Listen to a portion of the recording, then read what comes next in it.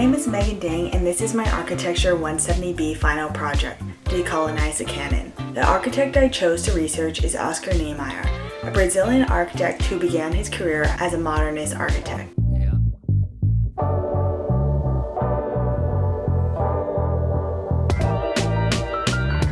Niemeyer's full name is Oscar Ribeiro de Almeida Niemeyer Soares Filho. Apologies for any mispronunciation. He was born on December 15, 1907 in Rio de Janeiro and passed away on December 5, 2012. He is particularly noted for his work on Brasilia, the new capital of Brazil, which I will dive deeper into later. He was an early exponent of modern architecture in Latin America and helped to lead the globalist modernist movement. As for education, he studied architecture at the National School of Fine Arts in Rio de Janeiro in 1929 and graduated 5 years later in 1934. Two of his main influences were Lucio Costa and Le Corbusier. Shortly after Niemeyer graduated, he entered the office of Lucio Costa, a leader of the modernist movement in Brazilian architecture. He worked with Costa from 1937 to 1943 on the design for the Ministry of Education and Health building, considered by many to be Brazil's first masterpiece in modern architecture. His design reveals the influences of Swiss-born French architect Le Corbusier, who was a consultant on the construction.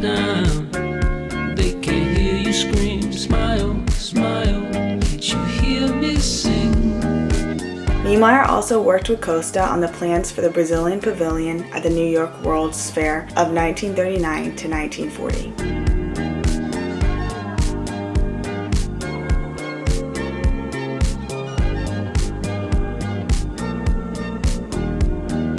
One of Niemeyer's greatest works was the modernist city at Brasilia. His idea was to build a new capital to bring progress to the interior of Brazil.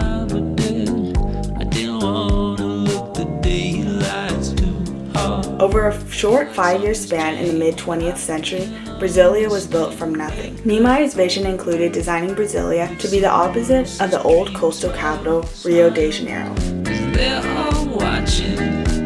The speed of creating the city was kind of a miracle, as it was built from the ground up at great speed between 1956 to 1961. Niemeyer filled it with beautiful sculptural and symbolic buildings and majestic avenues that stretch as far as the eye can see. Brasilia was a new city of clean lines, rational planning, and space.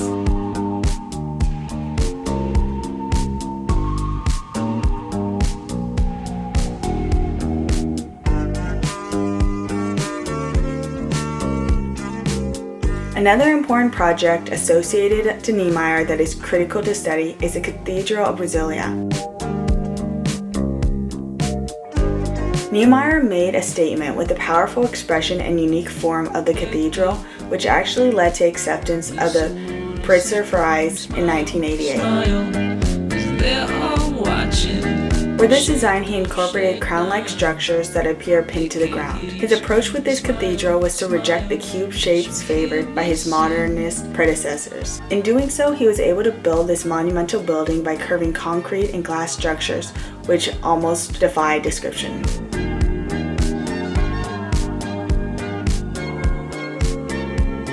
The final project that we will examine is the Palace of the National Congress. The National Congress reflects the strong influence of Le Corbusier on Niemeyer, while hinting at the more romantic and whimsical forms that characterize Niemeyer's trademark Brazilian modernism.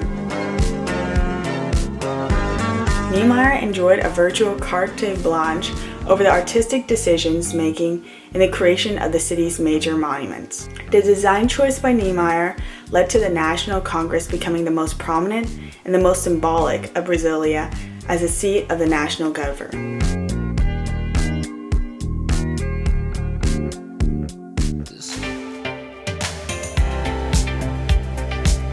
Niemeyer brought many variations and innovations to the Western canon. He was the first modern architect from a country outside of Europe or North America to achieve global fame and was known for his sensuous, curvy, nature-inspired designs, making him an important figure in the modernist architecture movement.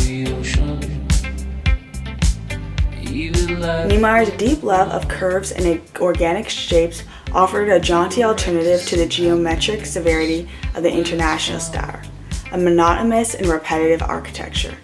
So easy to create that it's quickly spread from the United States to Japan. Niemeyer will forever be one of the leading and key figures in the development of modern architecture, inspiring many to follow in his footsteps. Claim to be, I'm not anything that's good. This could be paradise.